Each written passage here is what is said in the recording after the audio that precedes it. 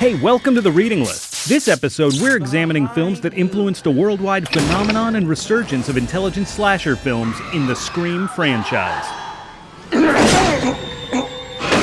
Spoiler alert, by the way. We're gonna dig deep into these movies, so you're definitely gonna encounter spoilers, not only of the Scream trilogy, but a bunch of other films as well. So there you have it, Snowflake. You would imagine a film series so stylistically entrenched in self-references would contain a plethora of external film references as well. Good news for you, your imaginations are correct. Here's just a few to whet your appetite. House 2, the second story. Bad seed. Carrie. I spit on your garage. Silence of the Lambs. Basic instinct. Exorcist. Dad 2? Who'd want to do that? Sequels suck. None of this self-reference would be possible without Wes Craven's New Nightmare.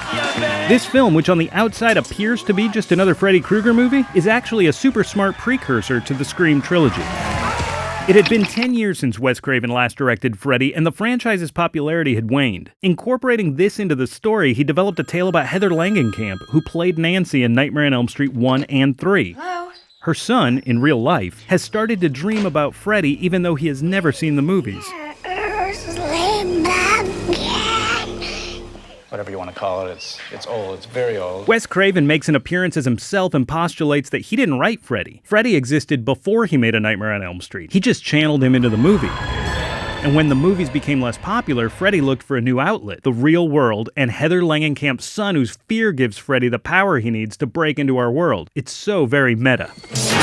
Heather's husband is a special effects dude who is killed by a Freddy glove prosthetic. So all the references within references are built throughout. In one sequence, John Saxon, who plays Nancy's father in Nightmare on Elm Street, starts replaying a scene from the movie with Heather. Pretty creepy. Getting goosebumps here. You just get yourself some rest, please. Get yourself some rest, Nancy. It was this total self-awareness that opened the door for Wes to expand on that ethos in Scream. The movie's scary and way better than you remember. So if you haven't checked it, then check it. And if you have, well, check it again. I officially dare you. You have been officially dared. Modern horror as we know it wouldn't exist without Hitchcock's Psycho. It took a big stab at the American home and small-town way of life. It unsettled audiences, but was a commercial success, and has widely been regarded as one of the greatest pieces of cinema of all time. Why? Hitchcock legitimized the disturbing themes by portraying the serial killer Norman Bates as a sympathetic and emotionally vulnerable mama's boy. My mother, what is the phrase?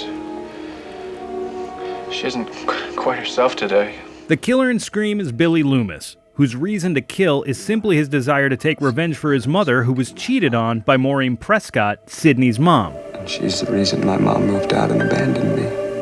His mother, in turn, takes revenge for his death in a reverse Psycho move in Scream 2. You killed my son.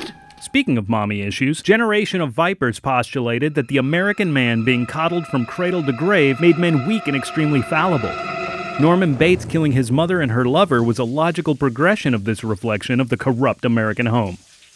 And when Norman Bates reverts to his mother at the end of the film, the dissolve shows the car, the only evidence of his murder, being pulled from the lake. The skull of Mrs. Bates superimposed on his face, he is his mother's son, and the chain holding it seems to pull straight from Norman's heart. Hitchcock cutting deep on the mommy issues for sure. We all go a little mad sometimes. Drew Barrymore, the highest-billed actor in Scream and used in all the Scream marketing, is killed after the opening sequence, echoing shades of Psycho when Janet Leigh, the protagonist, is killed barely halfway through the movie, setting up a situation where the audience realizes anyone could die at any time. This trend continued for the next two films of the Scream franchise, including the death of Cotton Weary, a major character in Scream 1 and 2, in the opening moments of Scream 3. You lose. Scream's characters were self-aware and able to identify that they were characters inside a horror film. There are certain rules. Perhaps no character is more self-aware than Randy, whose rules provide us a guide of what you have to do to survive a horror film. You can never have sex, drink, or do drugs. Never say, I'll be right back. I'll be right back! A sequel. The body count is always bigger. The death scenes are always much more elaborate. And the third film in a trilogy. If you find yourself dealing with an unexpected backstory and a preponderance of exposition, you are dealing with the concluding chapter of a trilogy. But where did these rules come from? First, John Carpenter's Halloween. Halloween. You know, the one with the guy in the white mask who walks around and stalks babysitters? Halloween provided many of the rules of the Scream franchise, allowing Craven to break the rules or reinforce them, like these two parallel sequences. What's the point? They're all the same. Some stupid killer stalking some big-breasted girl who can't act, who's always running up the stairs when she should be going out the front door. It's insulting. In Sid's subsequent encounter with Ghostface, she's forced to face her own cliche when the door is locked and she has to run up the stairs rather than out the front door.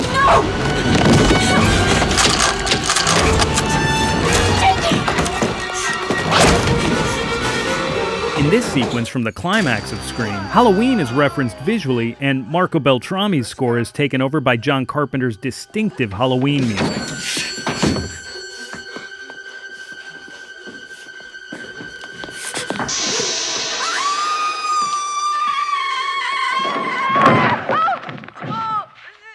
Direct story references exist between Halloween and the Scream franchise, including names. Billy Loomis in Scream and his mother from Scream 2 are named after Dr. Loomis from Halloween. Dr. Loomis is in turn named for Sam Loomis, the character that goes searching for Janet Leigh in, you guessed it, Psycho. Better sign in first, hadn't we? Dr. Loomis is the psychiatrist who has been treating Michael Myers before his escape, and who always ends up being the only one that believes that Michael Myers is pure evil. The evil is gone. Which he clearly is.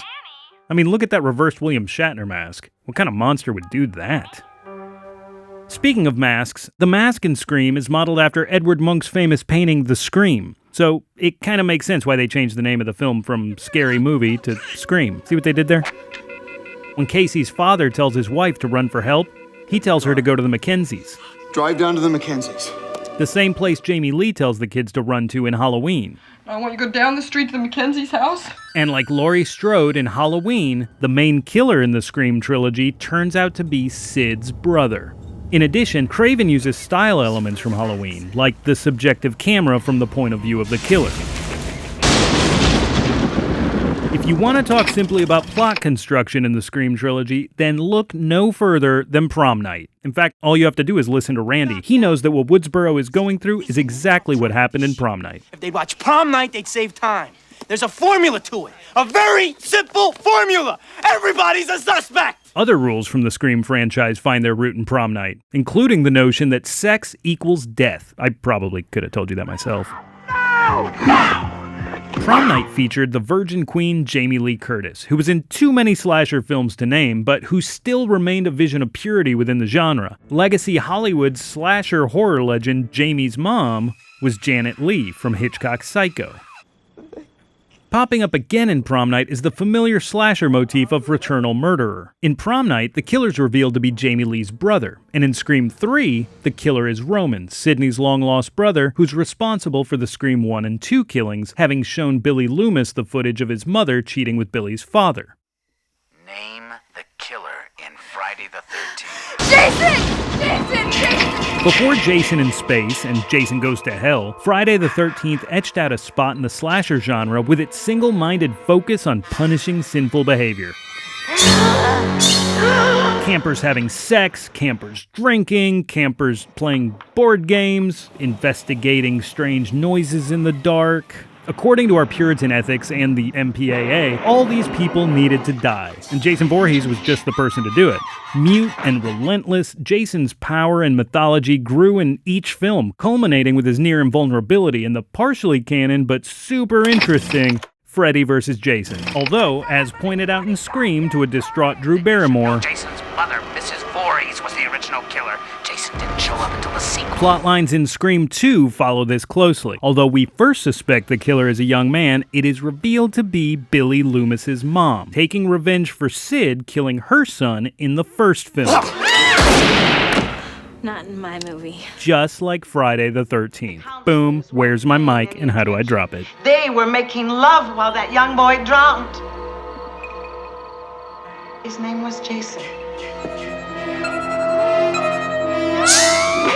In addition, the setting of Scream 2, a remote college campus, echoes the location motif from Friday the 13th, a cabin in the woods. I'm calling from the Omega Beta Zeta house. Someone's harassing me. Hello? Shit! Hey! Fate's vengeful eye is fixed on me. Another more minor influence in Scream 2 comes from Wes Craven's previous career as a professor of literature and the Scream 2 campus production of Orestia, a trilogy in its own right. Sid plays Cassandra, the character from Greek mythology who was given the ability to foretell the future, but who goes mad because she's also been cursed so that no one ever believes her. Sydney becomes Cassandra in the Scream trilogy as she constantly tries to tell people what's happening and they think she's losing her mind. He's here. Get her away from the computers. Sid is probably just a sick joke. Nightmare on Elm Street. Is that the one where the guy had knives for fingers? Yeah, Freddy Krueger. Now I know what you're saying. We already talked about Freddy Krueger, dude. Nobody likes you and you're a burden on your poor mother. Well, before you say that, let me angle the looking glass a bit so you can see what I see. While New Nightmare influenced the self-aware meta aspects of the Scream trilogy, A Nightmare on Elm Street becomes, emotionally, the heart of Scream 3, where the rules of reality are bent and broken as Sidney Prescott apparently loses her mind when the killer has inexplicably returned, despite the fact that she's killed him, or them, twice already. We are introduced to doppelgangers and disturbing, nightmarish, and surreal images from the other Scream films. There are 2 Gales, 2 Deweys, and 2 Sids, as well as the houses from the original Scream reimagined on a film set, creating a dreamlike journey as Sid walks down her horrific memory lane. In addition, specific plot points reflect The Nightmare on Elm Street. Who are you? Freddy's mother was a nun who worked in a mental hospital.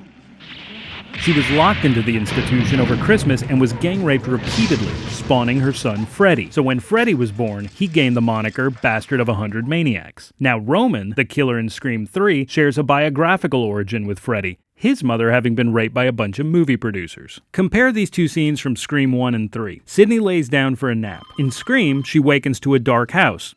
Cold, hard reality. In Scream 3, she has her first dream of the franchise, and sees her mother return from the grave, haunting her and beckoning her to resolve the story by returning to Woodsboro. Sid? These dreams and waking nightmares are woven in a way that we can't be sure what's real, who is actually dead, and what might happen next.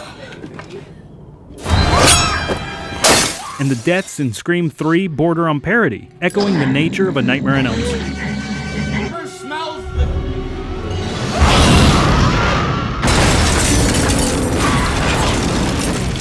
Wes Craven could hardly have known what influence he would have, and the strange journey of his Scream characters. We as the audience are left with this delicious blend of horror, humor, and intelligent commentary that attacks our senses and blows out our fear fuse, while recognizing the intellectual conceit we give to horror films.